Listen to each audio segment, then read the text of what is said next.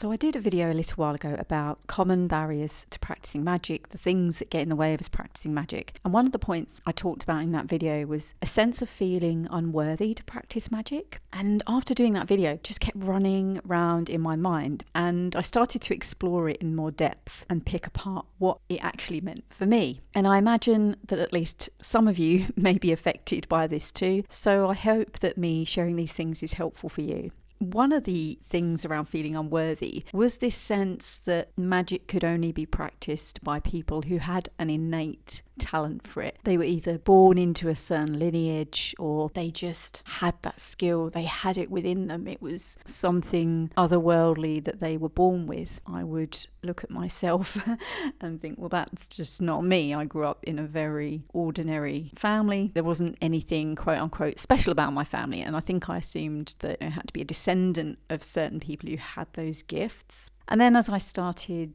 watching more content on YouTube and reading more content about the occult and magic, I came across a lot of intelligent people who know a lot about what they do. There are a lot of very well-read people who have written books and put a lot of time and energy into this work. And I'm really grateful for that, because we wouldn't have this information today if people hadn't been and aren't still writing about it. But again, I suppose I equated that with having a certain level of intelligence in this arena. But I think I was being hard on myself, because I thought, well, I'm not going to know all this. I'm not going to know a lot of these things when I'm just starting out. And the way to me knowing more about this and putting the pieces together has been reading more. And it's taken time, but actually the pieces are coming together. The next one about feeling unworthy is going to sound really stupid, and I feel embarrassed because I should know better. I'm a psychologist, so I have an understanding of how the human mind works and how we can get hooked into things that really don't matter, and still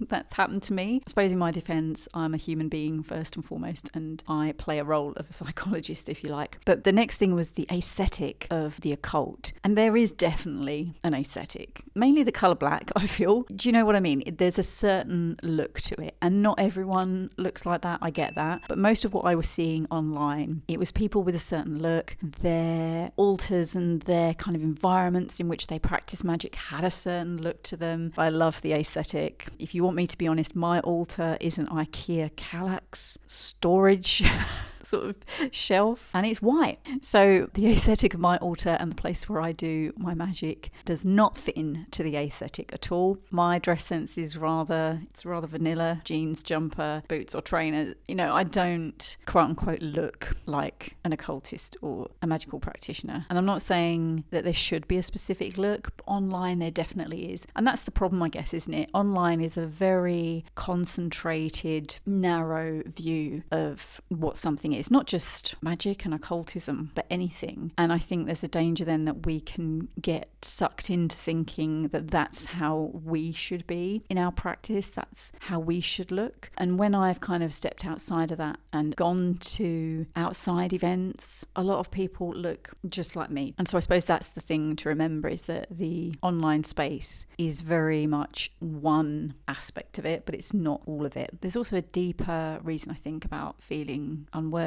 and that is I've had a sense that there is something more to this reality since I was young. So my dad passed away when I was 13, and I had some experiences that suggested to me that there was more than this physical reality. From that moment on, I felt a real, I don't know if it was an unease, but when you feel something is missing, there's a piece missing out of what you know, or there's something else going on but you don't know what it is. I felt like that pretty much from that time onwards. And this magical journey isn't just about practicing magic for me. It is that sense of doing the great work, the work of being able to contact my higher self, contact the divine, and attune with what this reality really is. I don't know if I'm ever going to do that in this lifetime while I'm here in this physical body. So that is something I take really quite seriously, and I've not really known what to do about that until I came across magic and how that can be achieved. I guess there's a fear in me, again, that I'm not good enough to know what that's all about, or there's a fear that I won't get to know what that's about. But we hear about people who maybe have achieved that, and I wonder whether I ever will. And after I'd sort of reflected on all this, I remembered that this sense of unworthiness has not come up just because of magic and occultism and wanting to better myself spiritually and as a person and try and make a difference while I'm here. I've had trouble with self-worth for most of my life that I can remember. I went to university later in life. I went in my late 20s, and even when I passed my courses, I had a brief sense of feeling worthy and feeling good about myself, and then that sense of unease and lack of worth would creep back in. And as a psychologist, I've had to do a doctorate. I have a doctor title in front of my name, and the same thing with that. I achieved my doctorate and I was ecstatic and relieved because it'd been such a hard process. But then after a little while, that sense of unworthiness crept back in, and even now I don't feel worthy to be a psychologist. I feel that any moment someone's going to find me out for being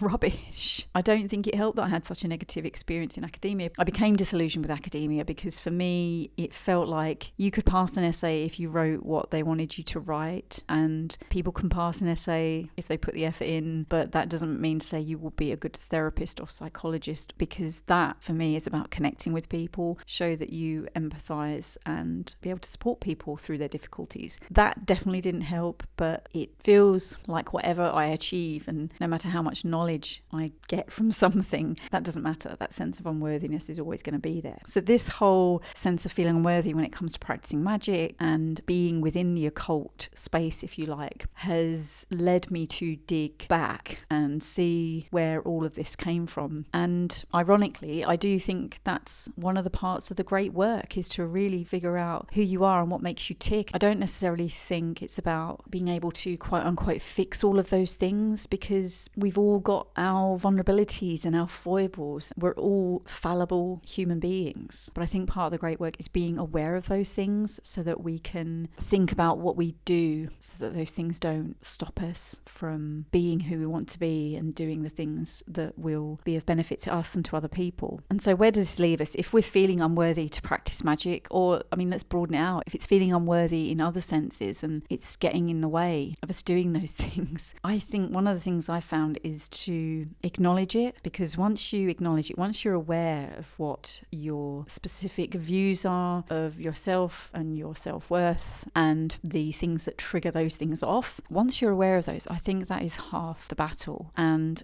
when you know those things are getting triggered off, you can think about, well, what do I want to do about this? And the thing that I've found the worst thing to do is try to deny them, to try and push those feelings of unworthiness away, because the more we struggle with them, the more we get into a bit of a tug of war with them, I think they get worse. So in a way, we have to do the opposite, which sounds really counterproductive, but I think what we need to do, and what I've found helpful anyway, and what I talk to my psychology clients about, is drop in the struggle. Don't struggle with it. Acknowledge that it's there. Acknowledge that feeling of unworthiness and think about where it comes from. What was the earliest time you felt that sense of unworthiness? And you know what? Even if you can't pinpoint that, it doesn't really matter, because what matters is that you're feeling it in this moment. And so acknowledging that it's there and not getting into an either or dialogue with it. So what I mean by that is that it's not a case of, well, I either feel worthy or I don't do the magic. I don't practice the magic. It's not that. You can still practice magic, even if you feel unworthy to do it. That's what I'm doing. I struggle with this a lot, and I'm still doing it, because why would I want to stop if it's something that I feel strongly about doing? It doesn't have to be the case that you have to feel good before you practice magic. And in fact, I would encourage you not to do that. Don't wait until you feel worthy of it. Do it anyway, because hopefully what you'll find over time, and what I'm finding, is that the more I practice, it's not that I necessarily feel more worthy, but I feel more confident. The more I read, the more knowledge I gain. I feel I can contribute more into online conversations, or when I watch two people talking in an interview, I can relate to what they're talking about because I've read about it and I have that knowledge. So acknowledge the unworthy feelings, then carry on doing that thing that you're really passionate about. Don't let that take you off course from the place that you want to get to, from that journey you want to be on. I really hope that's been helpful in some way. I'll speak to you again soon.